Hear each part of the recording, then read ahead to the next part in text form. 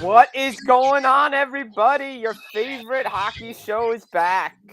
It is the Full Press Hockey Weekly Show here on @FullPress NHL on Twitter. Get it at Full Press Coverage on Facebook and YouTube, FullPressHockey.com, iTunes, Spotify, wherever you get your podcasts, as well as on Twitch. I'm your host, the voice of Full Press Hockey, Jim Berenger, joined once again by Chris Wassel. He's back from the Black, and Ian Glennon behind the scenes producing this show every week and every time we do it. Chris, time to rock and roll, buddy. Always time to rock and roll. Always time to rock and roll. Braden, what is going on? A little announcement, I think, off the top before we get into the topics.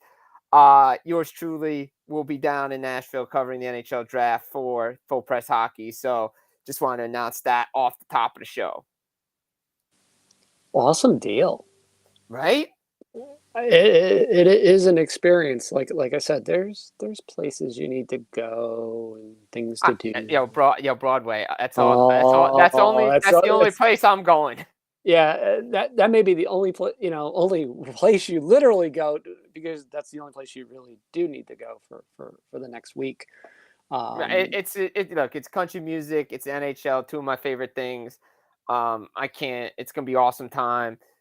Thank you, Murray, for hooking everything up, getting through the process, and I can't wait to be down there, giving you guys even more coverage than I did during the Stanley Cup playoffs. And we're ready to rock and roll with this thing. Things are coming, big things. Yeah, just wait till next year, ladies and gentlemen. We're doing Vegas next year. Oh, baby, we are doing Vegas next year. We are do this in style. Oh, we're doing it in style. We will be there too in Vegas. It's gonna be sick. But Nashville next week, obviously the buyout window's open. Everything's leading to the draft. We'll talk about that in a minute or a few minutes time, but we have to go off the top with the Hockey Hall of Fame, the inductions. They came out yesterday, Wednesday. First of all, before we get into the obviously elephant in the room and guys that didn't get in and the snub, we want to talk all about that. We have to praise the people that did get in because I want to get, Henrik Lundqvist, congratulations, the goalie union, the goalie huggers, the guys that are goalies. We know Ian's a goalie. He loves the position. So the card membrane carrying of the goalie union, they're happy. Henrik Lundqvist, Tommy Barrasso, Mike Vernon, Pierre Turgeon, Caroline Ouellette, and then Ken Hitchcock and Pierre Lacroix in the builders category. I mean, it's a deserving class. I mean, you got three goalies in. That's a record. I tried to go back and look the last time three goalies got in one class, and I couldn't find it, at least in the last 10 or 20 years. I may just overlooked something like a name that just didn't happen to appear on Google search. Right. But I mean, that's pretty rare. And I think you may have to go back even like to, when guy like the big guys from like the later time from like the 60s, 70s, when those guys ended up retiring, maybe, maybe those classes maybe had a couple of goalies there. But I mean, look, Henrik Lundqvist was going to be a lock, a first ballot Hall of Famer. We can debate whether he was a first ballot Hall of Famer or not. Doesn't matter. He's in. And look, still the best hair in the business. Still, he's a great analyst, does great in TNT. You hope MSG gives him more talking time because he really is insightful. And just everything he's gone through with his heart and everything, just all that stuff. Good dude. He's going to be classy, class it up. I know, you look at Stanley Cups, he doesn't have any, played in a final, won a gold medal, international career, but he's one of the all-time leading, wins for the Rangers, one organization, the whole 9 yards. Yes, he did go to Washington, but he never officially played. So he did play one season in, he played every year with the New York Rangers. Right. I mean, look, class act, as any hockey fan can learn to respect a guy like that. I mean, he has he had his legendary moments of good and bad, like every Hall of Fame goalie does. But without a doubt, he led this class. Which is a sign of ultimate respect. Obviously, you have some of the other names and the one that we'll get into the other elephants, but one of the nice ones for me personally was Pierre Turgeon.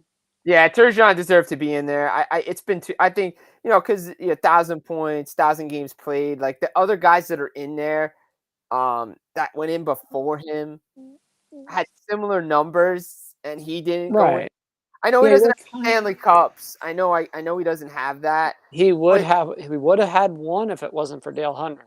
right, Everybody knows, and their aunt and uncle, Canada would still have a drought right now if it wasn't for yeah, Dale yeah, Hunter. because that was Montreal 93. was not winning that cup.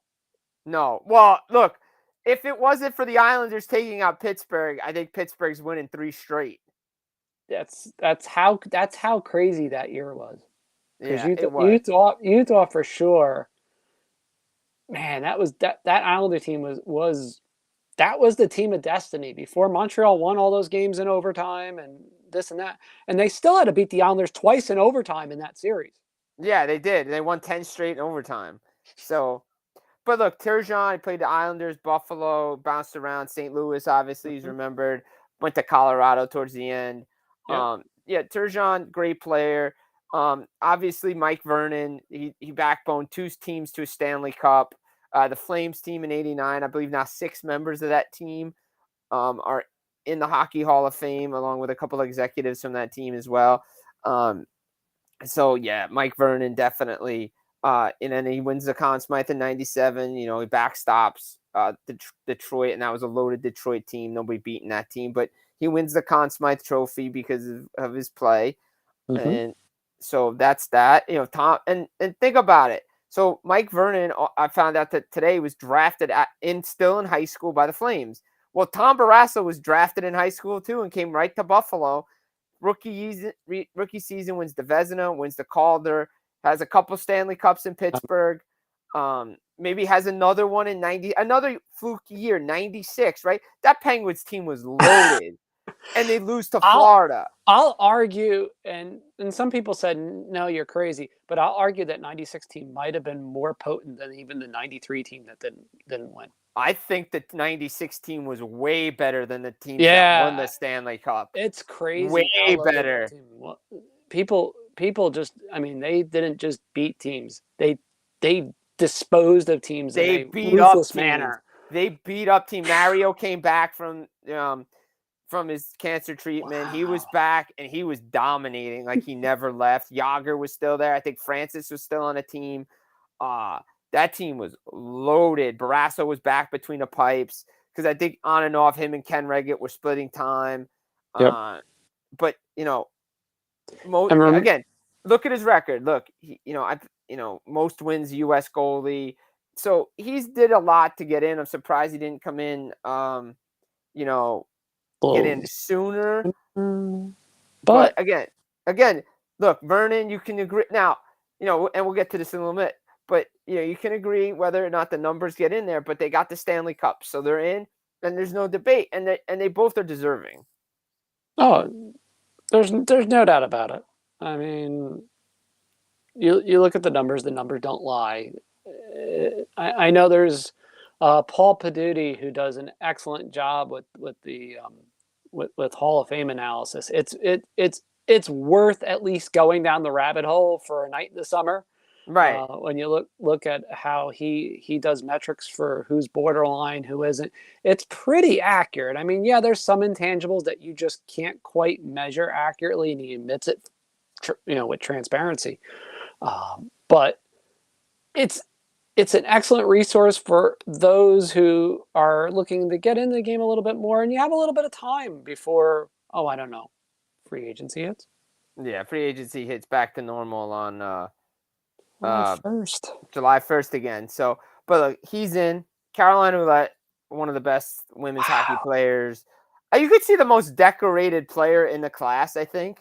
Crazy, right? Most But decorated, four Olympic golds. Right? 4 Olympic golds? Yeah. 1, 2, 3, Um, 4. Yep. yep. 6 world championships. A Uh, few I was world championships. I was there for one of them, 2012 in Vermont. Hmm. She was on Team Canada that beat Team USA in Burlington. By the Yeah. way, That that was was a one of the best tournaments that I've was a ever great seen. tournament. Switzerland, Florence Schelling was between the pipes, dominated. I mean, that was Switzerland's first medal. Women's hockey's come a long way. since then, and good for her to get in, deserving. You know, another, Jen Botterill eventually get into. And then obviously you look at the builders, Pierre Lacroix. I mean, look, he built that Nordiques team, that Colorado Avalanche team.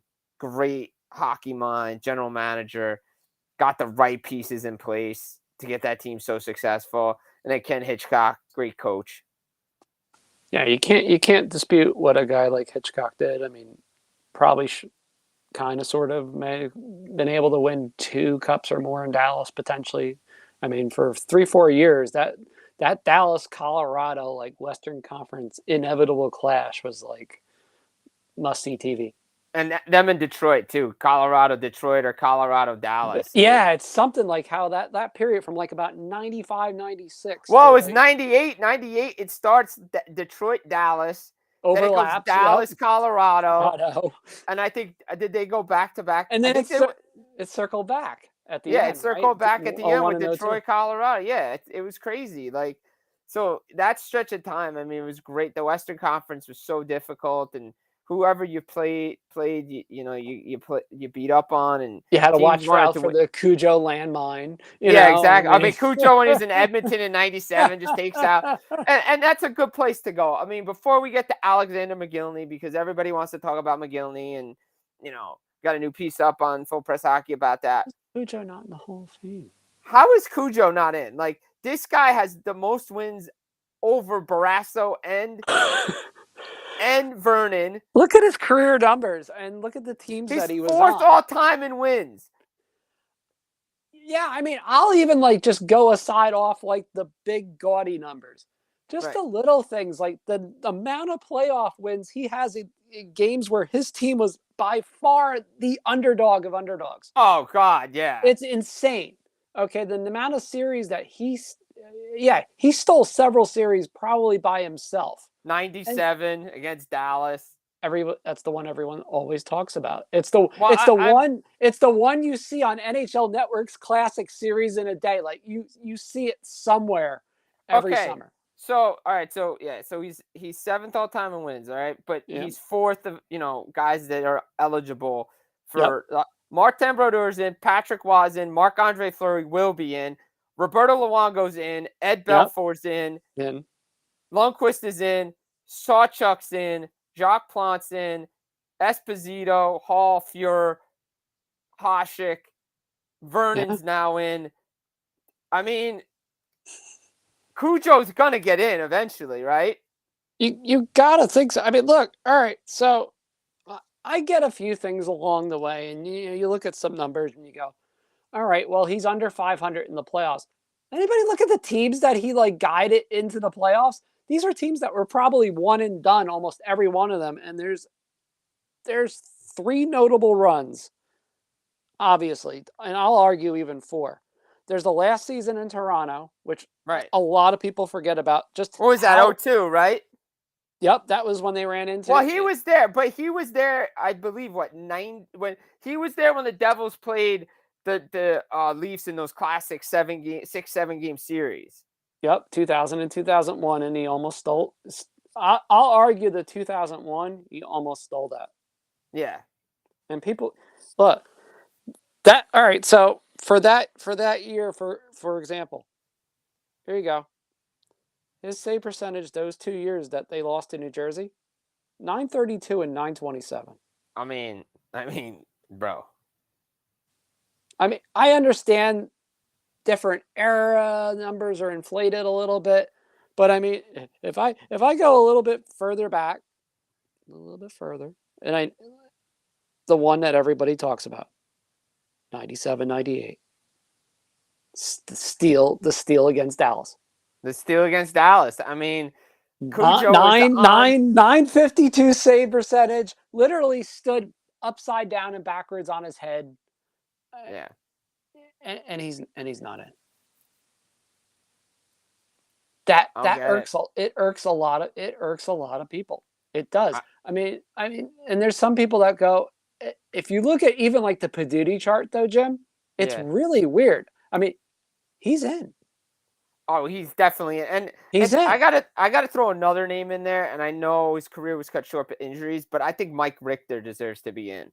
I know he's, we got to talk, we got to talk about it. But I mean, Mike Richter, I think For Stanley what he Cup champion, World Cup of hockey, what the saves he made in '94 and in the '96 World Cup of hockey and 2002 for the silver medal. I mean, this guy backboned a lot of good Rangers teams, and he was there even during the bad years, and he still put up good numbers. Yeah, so people will say, well, okay, Chris, it's not the Hall of Very Good. Do But it's you becoming that. realize it's But it's become? becoming Yeah, that. it's like, do you realize it's becoming that slowly but surely, like in every sport? It is. Oh, absolutely. And look, I, I was thinking about this today because I was listening to the radio, and you talk about committees, and again, this is not an all sports talk show that we do here, but I'm going to make the analogy. Okay, everybody knows Chris and I follow college football. Okay, there's a thing called the college football committee. Okay, we all get mad when these rankings come out and these things come out It's because true. it's all about resume, strength, all this stuff. Again, it's the same thing that happens here. And again, I want the Bart Simpson meme, whatever. I will not get upset. I will not get whatever. The thing about getting upset about these things because it's based on committees, and we get upset with the college football stuff, especially when the first one comes out and the teams that don't get in and this and that. It's like, all right. But when you're looking at resumes and everything, Cujo, I mean, this dude, you put his resume against guys that are in there, and I believe Roberto Luongo has set the standard for guys that don't have cups to get in there.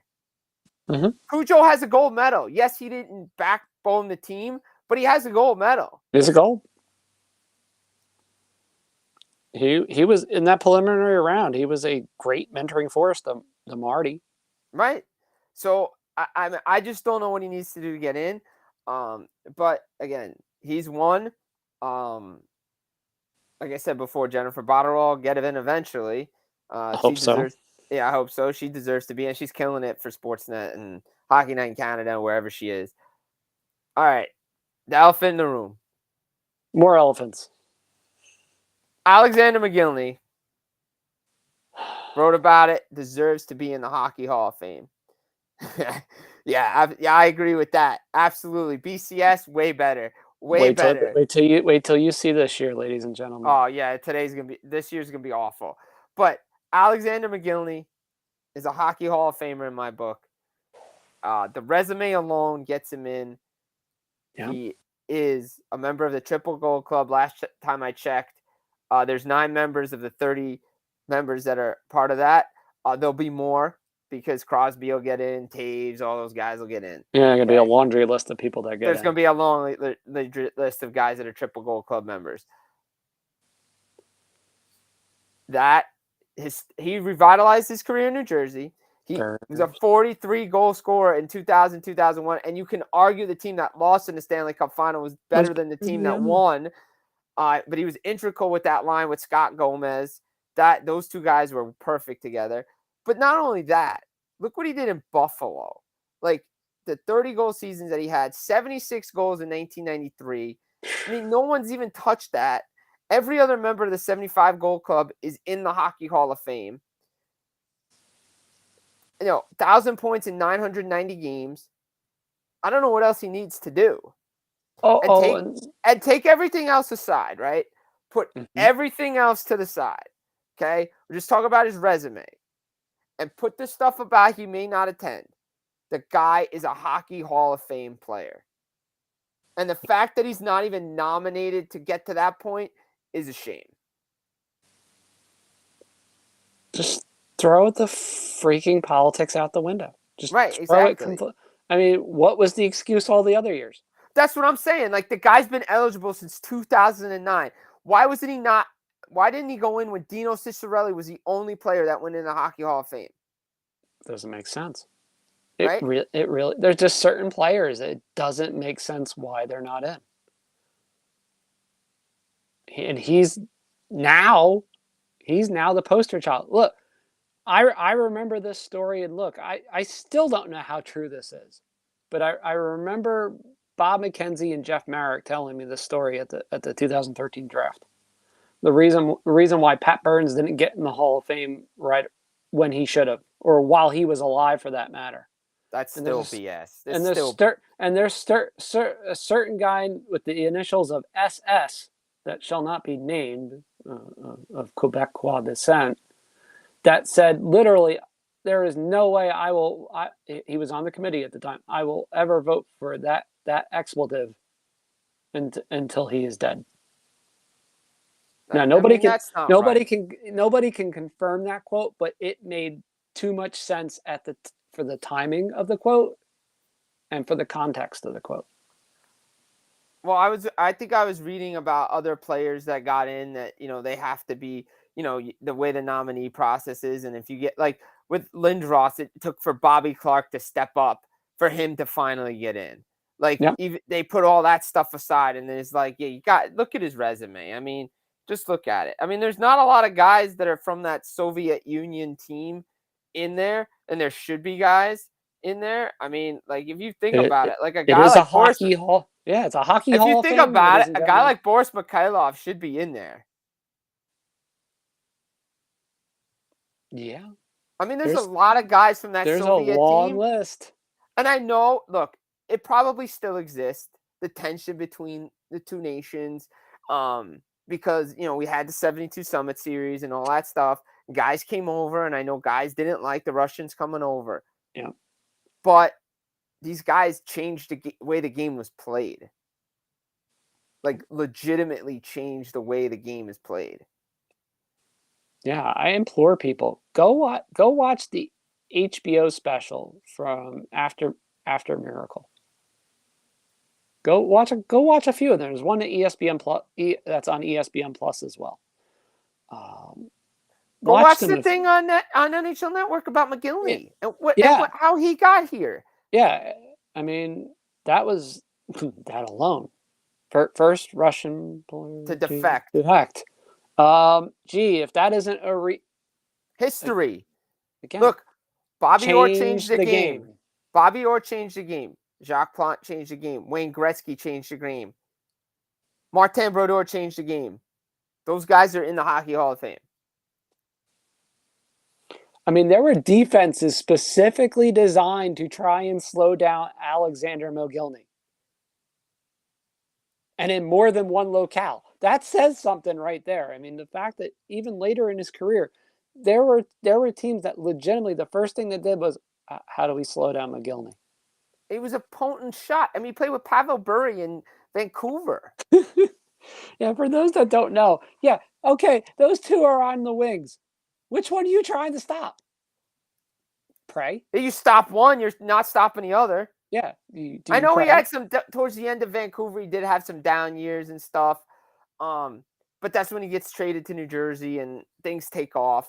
Yeah. He was such a perfect piece for the Devils. He really was. And I'm not trying to put my fandom out there. I'm trying to look this analytically and look at the numbers. And McGillney's a Hockey Hall of Fame player. I'm sorry, he is. And I know that Buffalo Sports put him in the Hall of Fame and he didn't come over. So what if he doesn't come to the ceremony? Big deal. He's a Hockey Hall of Famer. Yeah. Maybe his English isn't that good to do a speech. So what? Yeah, he is a Hall of Famer. And just have him send in a video that's translated. So what? It's not hard. It's not hard. The guy deserves to be in. Again, deserves to be in. Another guy, Patrick Elias. Okay? He's a guy that deserves to be in the Hockey Hall of Fame. Again, I know we're talking about Devils here, but you know what? He deserves to be in. He needs to be in. His numbers alone get him in. The 2 Stanley Cups. Daniel Alfredsson's in. Daniel and Henrik Sedin are in. They don't have the heart. They don't have the heart. I mean, look, I know they have the individual awards and the medals. All right. Patrick Elias has records for New Jersey. Won 2 Stanley Cups. Integral in both Stanley Cup runs. For a while, topped the overtime game-winning goal list on most playoff counters out there. Right. So. Has medals internationally. So he's a Hockey Hall of Famer. Jeremy Roenick, Keith Kitchuk, Rod Brindamore. The list goes on of guys that deserve to be in. And you know, Theo Fleury. Theo Fleury. We know why Theo's not in. Yeah, God forbid. We know why Theo Fleury's not in. Yeah, and that's the thing. It's unfortunate. You just hope that, well, maybe someday. Yeah, you hope, maybe. So I mean, look, things are coming around, and people, and you just hope. But I mean, you got guys next year, first time eligible players, Pavel Datsuk. You think he's getting in? Yeah, he's getting in. Honestly, do you think he's getting in? As crazy as it sounds, he is going to get in, and you know why he's going to get in? Steve Yzerman. Yeah, Steve Yzerman will get him in. Absolutely. I think Yeah. that's the one reason he's gonna push heavily for that. Patrick Marleau, is he a first ballot Hall of Famer in your opinion? Nope. I put another Patrick in before I even considered Shea Marleau. Weber. Weber's interesting because Weber had quite a few really amazing years, and then obviously we saw how it ended. You got Pecorine and Ryan Miller, first ballot Hall of Famer, first timers. And so is Ilya Kovalchuk. They're not getting in. No, if Rene and or Miller get in, Cujo better be joining them. Yep. I'm just saying that right now. No. Obviously, McGillney's back up. Keith Kachuk is still there. I don't know how Rob Brendamore's not in there. Brendan Moore is interesting because he's kind of bubble by longevity, but still probably should sneak. With the way the committees are and voting is now, at some point you think he's going to sneak in somewhere. I would think so. I mean, like, I still can't believe, what year was that with Dino Ciccarelli? What year was that? Ah, good old Dingo. Hey, it's not my fault. That was his nickname.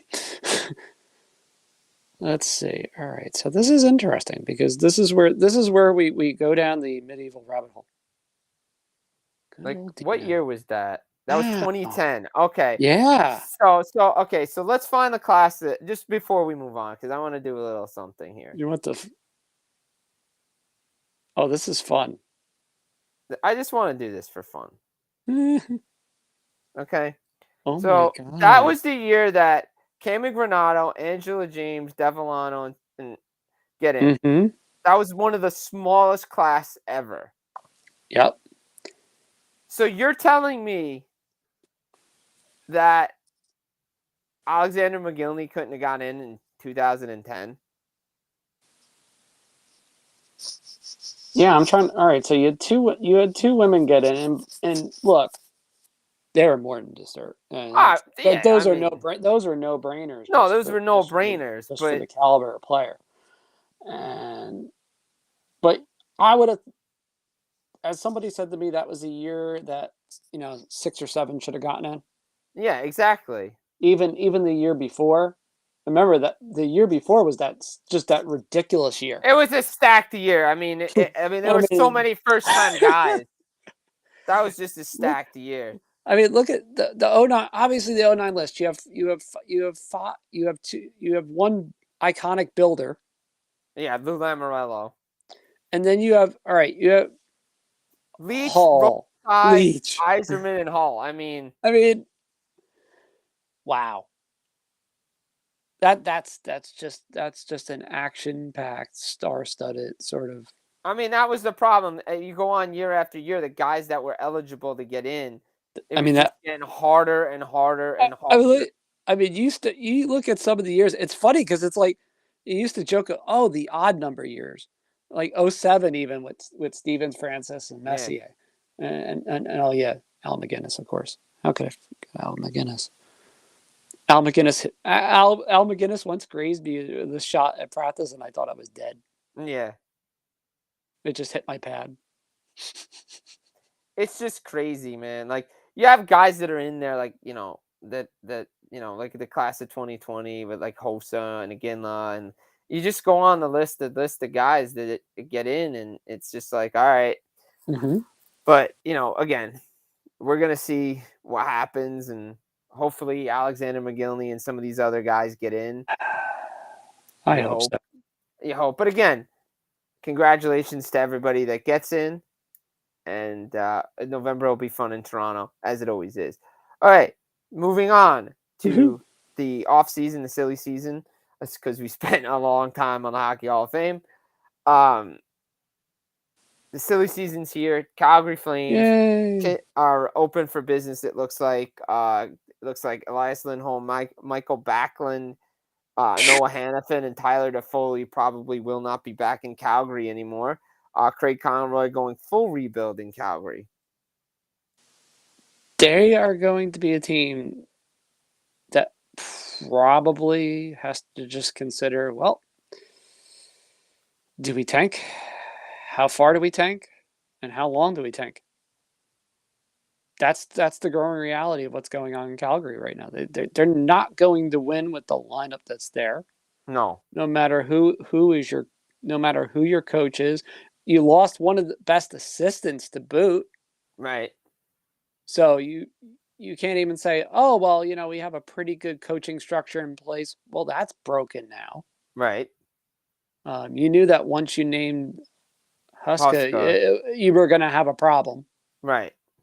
You didn't name the guy that was going to be the guy, Right. or we thought was going to be the guy. To be fair, and we were Mm-hmm. we were wrong on that, but maybe there was a reason, and we don't know. And you have all these guys that are either leaving or going to test free agency at the very least, which means in Calgary's case, they're more than likely out the door. Mm-hmm. Now the question is, what can you get for players that the previous regime acquired? I mean, I think Toffoli will get you something. He can still score. He's very productive. Had his best season with the Flames last year under Daryl Sutter. I think that he'll get you something. Yeah, Toffoli can produce anywhere. Yeah, So so I think they'll that's the get. I think they can get something for him. The question is going to be, what are they going to get for Backlund, Lindholm, and Hannafin? yeah, because they would be able to trade his rights. And don't forget, they got Lindholm and Hannafin from Carolina for the Dougie Hamilton trade. That's important to note too.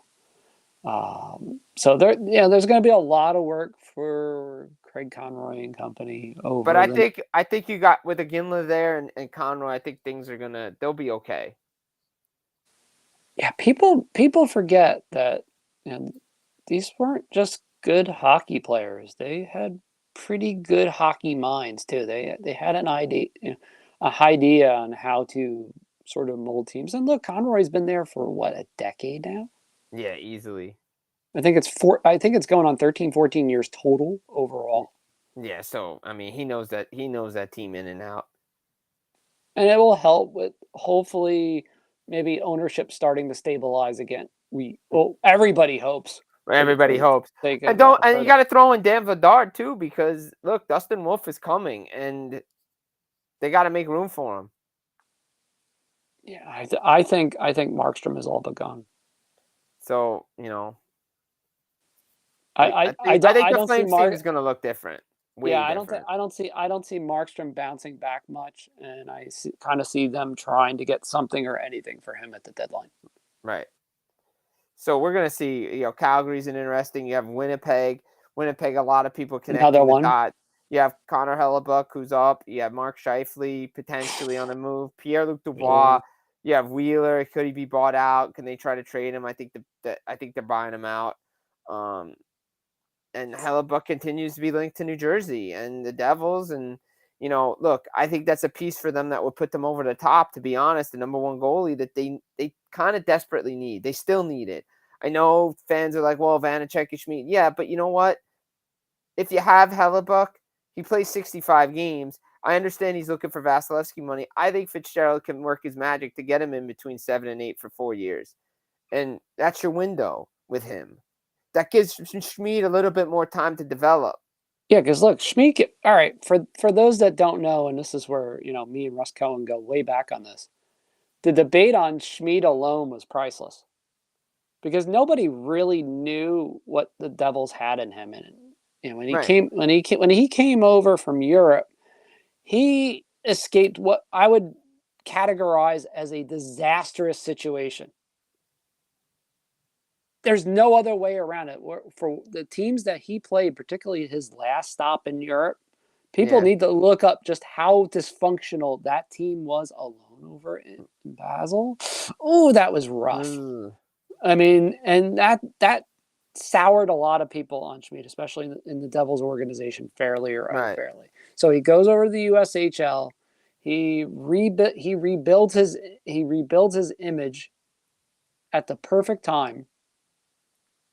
Gets playing time, which is what he really needed. Obviously, comes to the AHL, does well there, makes the big splash here this year. But is he ready? Even for 15, 20 games next year?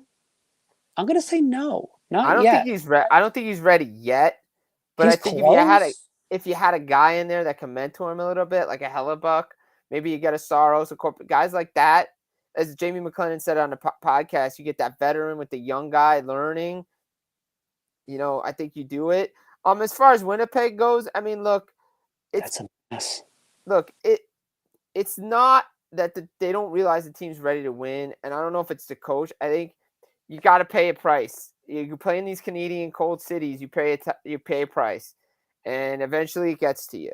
And some guys want to play there, some guys don't. And I think Connor Hellebuck wants to win. That's the key. Like, he wants to win. They all the players, if you listen to their press conference, all admitted 2018 was their chance. Like, that was their chance to do damage. They got to the conference final. They should have been back there again. They didn't. They had chances to do it. But I think they need an attitude change and a locker room change, and you build around certain guys. If Hellebuck does go to New Jersey, it's a great fit. I know people are like, well, you can't pay him too much. But again, McLennan makes a great point.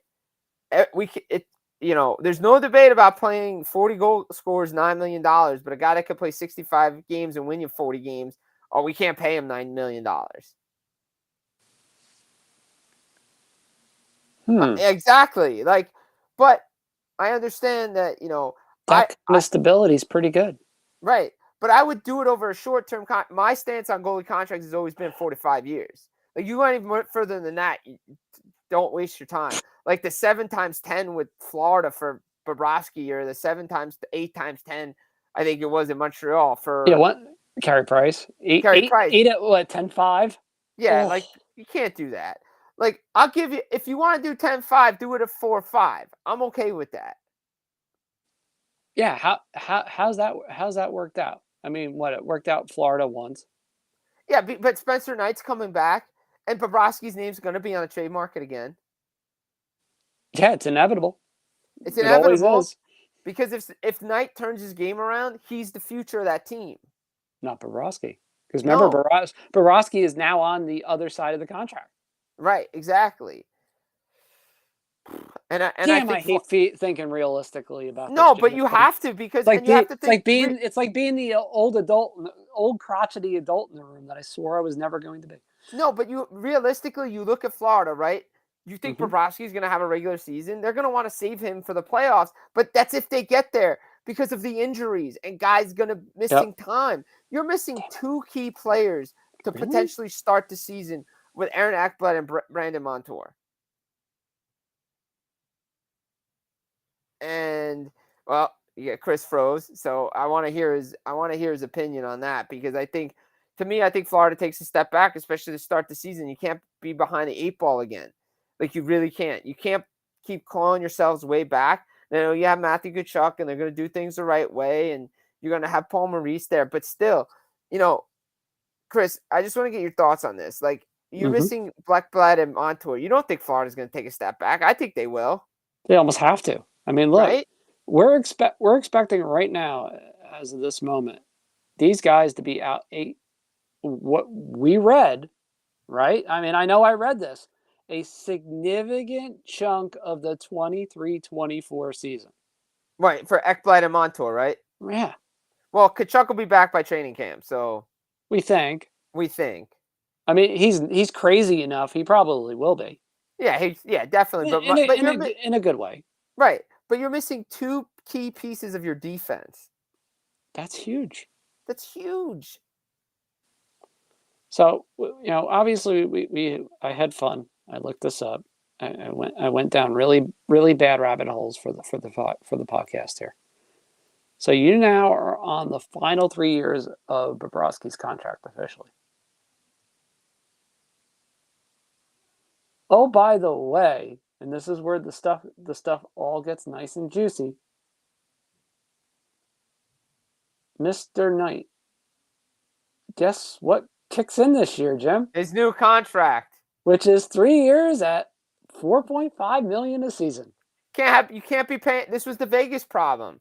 You can't be paying goaltenders they can't be getting $14 million worth of the cap. That's more than a sixth of your cap right there. Right. That was the problem Vegas had when they had Fleury and Leonard making $14 million between the two guys. I think Fleury was near 7 or 8, and Leonard's new contract kicked in at 4 times 5. Still a lot of money. Anytime you go in that double-digit range, even it's now, not good. And then one guy's gonna go. And now it's like, all right, so presume, and you hope for this because of the circumstances. Line comes back from, the program, recharged, ready to go, play. You hope that's the ointment, and that's kind of the fly in the ointment is Line. Because we saw what he did down the stretch to get the Panthers in the playoffs. But is he the guy that can make a deep run with them? And this is where it gets rough because you don't have enough of a sample size. And again, they're paying Bobrovsky 10. You're paying your first two guys $14.5 million already. Right. Are you really going to pay Lyon? I don't know what, 2.5, 3 even. So you're $2 to $3 $17 million. So you're almost at 17 with 3 goaltenders, and then I can bury him, but that's only going to get me a little bit of relief. Something tells me no. No, I think one of those. It's going to be Knight's going to be on the team. Does Bob get LTIR'd in some crazy freaking scenario where Robida Island? He gets Robida Island. I can't see it. I can't see it. I can't see it. I can't see it either. Look, that Florida's got a lot of question marks, and obviously, Ottawa with the Brinket, and where he's gonna go. I think he's out the door. As much as I don't want to see it, because again, something we talked about on the podcast yesterday. The only guy to change teams that had success was Matthew Tkachuk. Everybody else struggled because you have to adjust to your new surroundings. Look, even Meyer now when he signs his new deal with New Jersey, he'll have time. He'll have an adjustment period. He already had the adjustment period. Right, he had the adjustment period. Right, so now he's going to come in refreshed. And DeBrincat, it take time, but he still put up 26 goals. And imagine this team's only going to get better, and you're playing with Claude Giroux, and Josh Norris is back. There's pieces there. There's pieces there that can get you the puck. And Braden hits us right on the head. Is DeBrincat basically bullying his way to Detroit? Yeah, but who's he got there besides Dylan Larkin? He doesn't have much. I would say the Ottawa Senators are ahead of the Detroit Red Wings. Based on organizational development and what's there? Yes. Right at this minute? Absolutely. Stützle, Tkachuk, Shane Pinto, Giroux. Stützle is going to have some freaking crazy year this year, and I don't think people are realizing this. No, and they had to move him to the center position because of the injury to Norris. And he did just fine. And he did fine. So imagine you put Stützle with DeBrincat. Holy crap. I understand guys don't want to play certain places and you have to pay that cold weather tax. But if I'm him, and again, I'm not in his position. I don't know what things are being said. And I don't know why he wants to make this decision.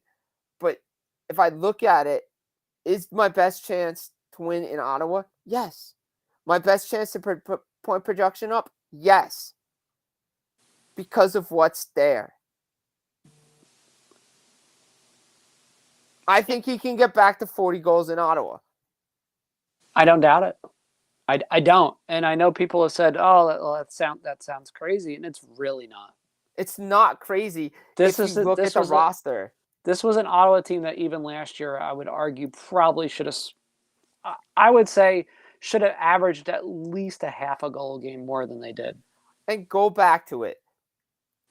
Cam Talbot misses the first 5 weeks. Okay, Anton Forsberg's thrown in a position he's not used to. Solgaard played well. When he had so many injuries. They started slow. Okay, that's not happening this year. It better not, because the biggest thing that Ottawa needs more than anything else is health for their team defense. That needs to stay absolutely, healthy. yes, Guys like Zub need to stay healthy. They need the cohesiveness more than anything of not right, having all those injuries to start off the season. right, exactly. Those guys will be back. This, look, I know Detroit is being linked to DeBrincat and there are other places, but again, what are they going to give up? Because Ottawa paid a price to get him. If they can Yep. get a top first round pick for him, all well and fine, because you're getting back what you lost. I just don't know. I think maybe his best decision is to stay in Ottawa. But again, It should does be, he? and yet And yet he's probably going to leave, and he's going to go south of the border. Again, Detroit, LA. I think LA is more in on Dubois because they need a center. yeah. Yeah, Um, just looking at this from a sense and sensibility standpoint. what's the So cap hit going to be? you got a cap hit to consider. Oh, by the way, and there's the obvious in this. They don't have to trade DeBrincat. No, they don't. That's a key point in all this. They Not yet, don't anyway. they don't have to yet. No, they don't. They don't have to do. It's like with the Joe Sakic thing with Matt Duchene. Everybody expected it to happen, but it didn't happen until the middle of the season, or the early part of the season. They can Yeah. wait on it. Look, they have an arbitration hearing. They're trying to reduce the cap hit by 15%. Look, the qualifying offer down, like all that stuff. It's going to be very interesting to see what they do and what happens next week. I'll toss two more teams out there. Okay. They're on the fringe. Dallas. I could see it.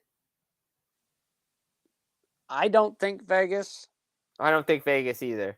but I think this one is interesting because they need scoring desperately. Is it Carolina? Nope. No, okay. I would throw Carolina in there. I would Again, throw Carolina as a fringe, but I don't think they're in a position to do it. I don't think they're going to do it. I don't think they're going to do it because they have too many guys to sign. I'm gonna throw this one out there. Nashville.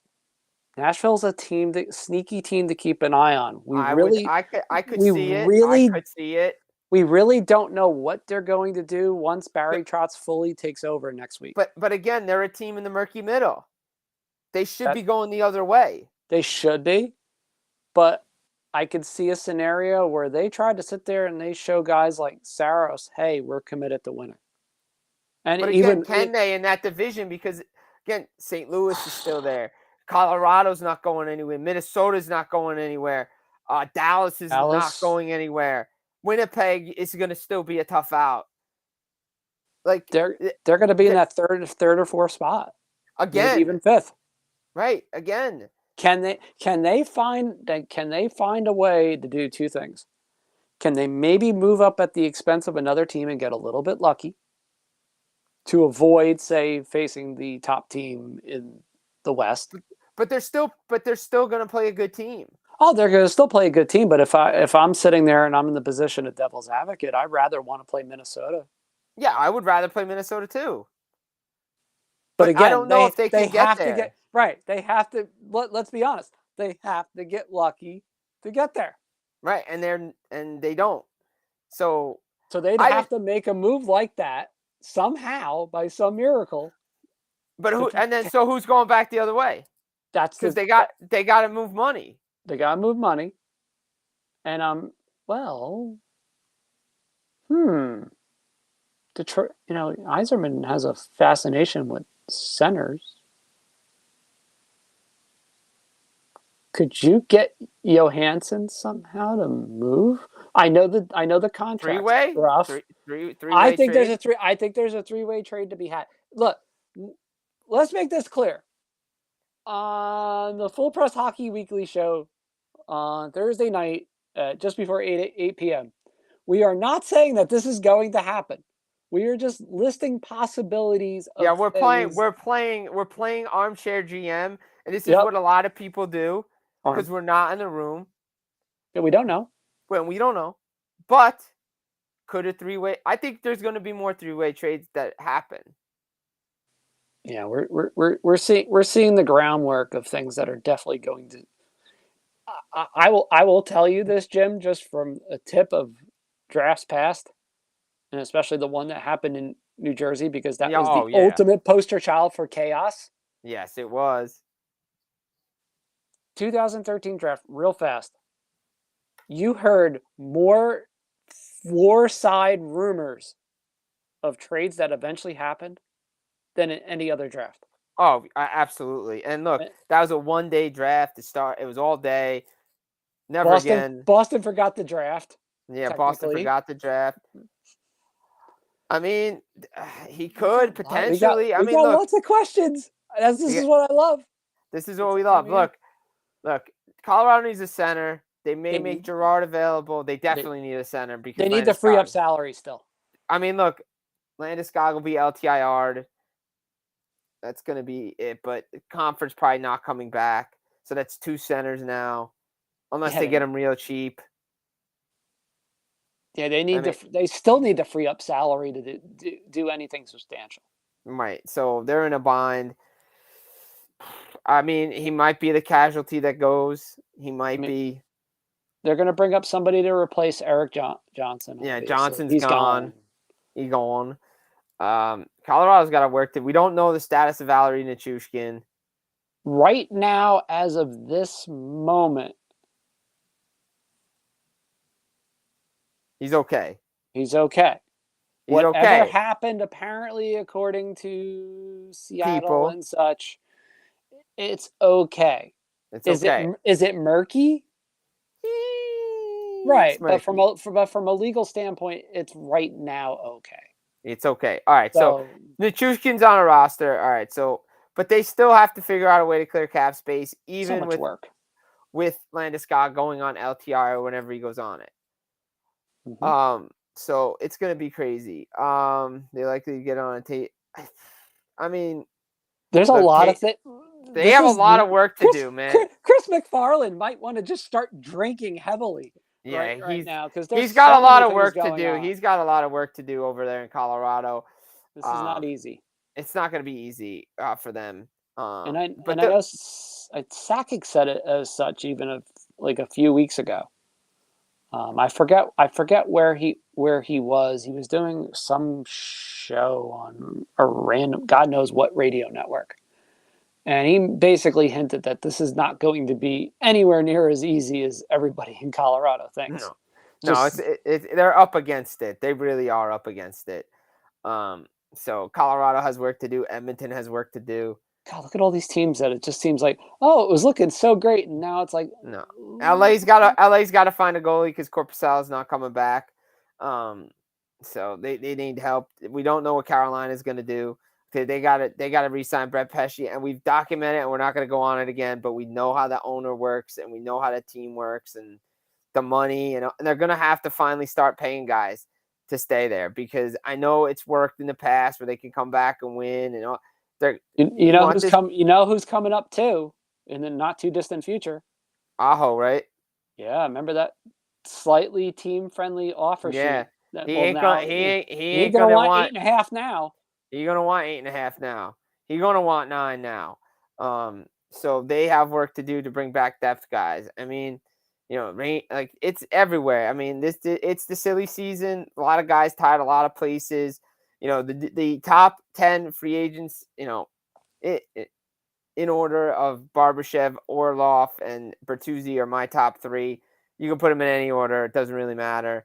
But guys out there, Aiden Hill, Jari, like there's a lot of stuff. So go check it out, fullpresshockey.com for the top 10 board, for my top 10 board, how I see things. We're gonna have some fun with this. Don't worry. We'll have an We're gonna odds have perspective on look, this and too. and to be fair, I did not put Bergeron and Krejci in there and Kane just because there's so many unknowns with them, and we don't know what they're gonna do. Most likely, if anything, I think to be honest, I think Krejci and Bergeron are not coming back. I just have this feeling that they may not come back. That means Boston needs to find a centers. Again, where does Barbashev go? There's so many. It's going to be fun off season. Yeah, people, we're a little less than 9 days away from free agency. Absolutely, it's going to be fun. I mean, it's definitely a fun. It's going to be a fun time. It's going to be a fun time. We're going to be here for the ride. You guys need to be here. We'll be here. Don't worry. I'll be in Nashville next week. Don't you guys worry. I'll keep you abreast to everything that's going on.